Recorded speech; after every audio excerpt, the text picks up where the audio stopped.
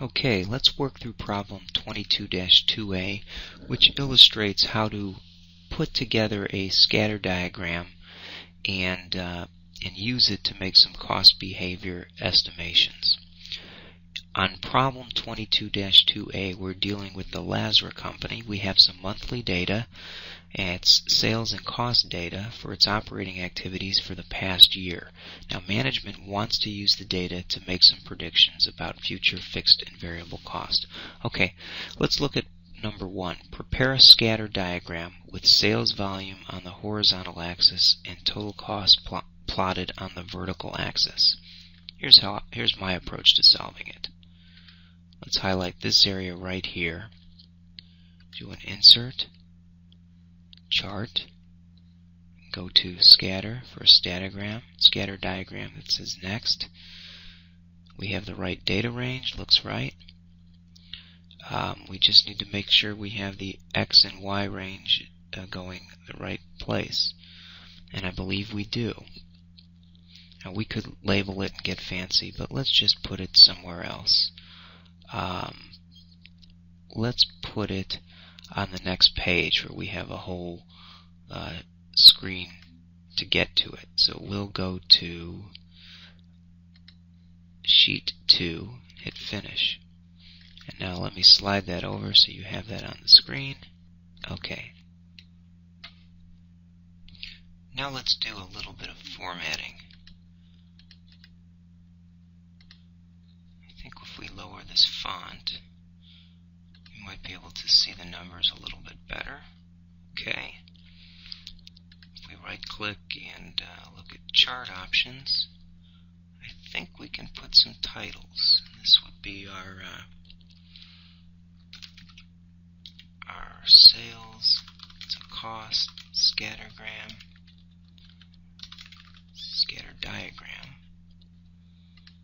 The x-axis is sales in dollars, and the y-axis is costs in dollars.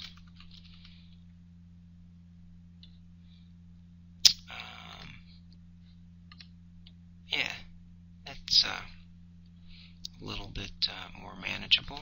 Well, that's our scatter diagram. Let's look at what the problem asked for. Prepare a scatter diagram. We've done that with sales volume on the horizontal axis and total cost on the vertical. So we've taken care of part 1.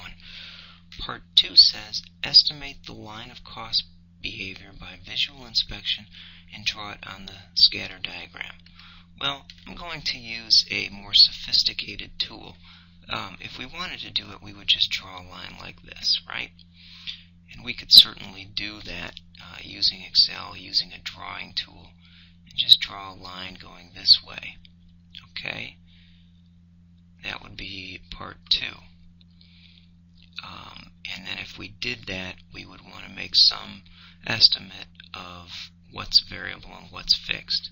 Well, that line would come somewhere through about the $20,000 on the cost side. That tells us where the line crosses the y-axis is the fixed portion of our cost.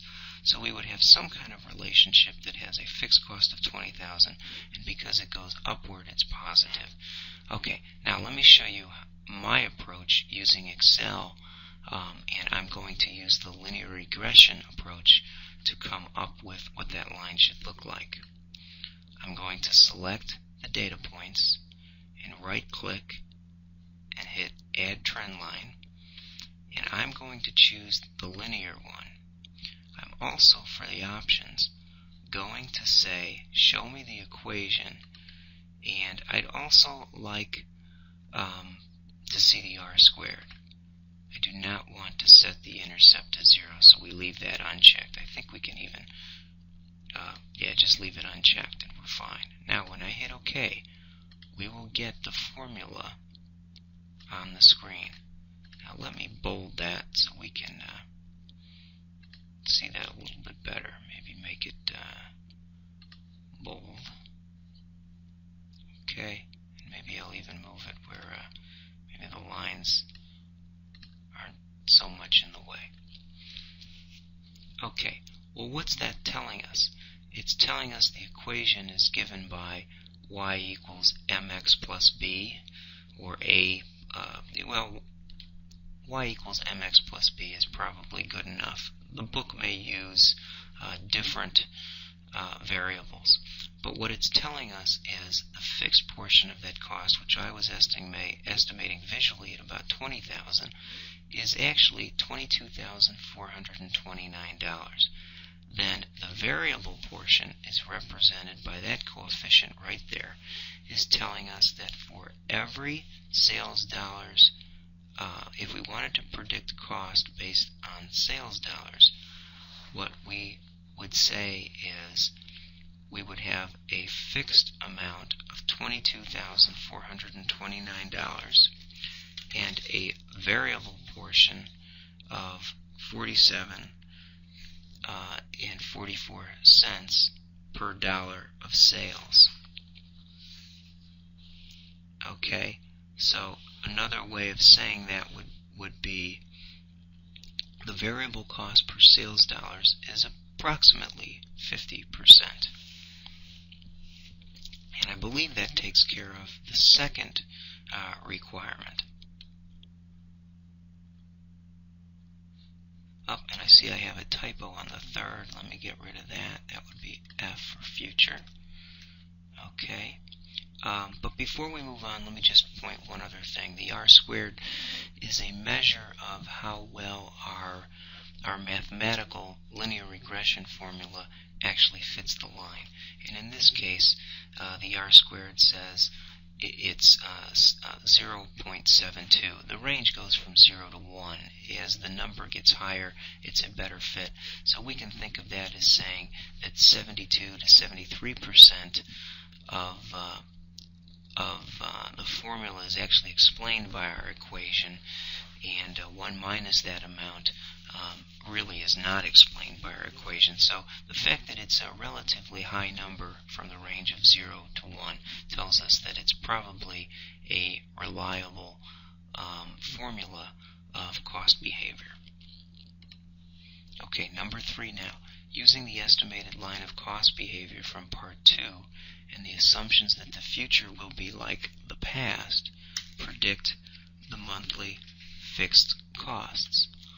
Also predict cost per sales dollar. Okay.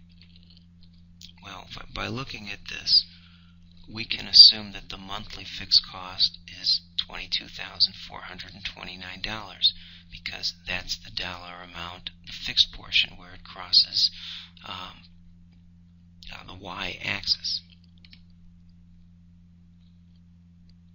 Now, predict the variable cost per sales dollar. It's going to be 47 cents for every, well, actually 0.4744 for every sales dollar we incur. So if we need to figure that out at a certain dollar range, in number 3, in part 3, we're asked, then in part 4 we're asked to make a prediction with a sales volume of 100,000 or 300,000. So why don't we then solve that? Now to do part 4, we would say the sales, and they gave us 100,000, and they gave us 300,000. So let's solve these two cases. I'll call this one case 1. I'll call this one case 2. Okay? We'll right justify that so it lines up. Okay, so the sales are given.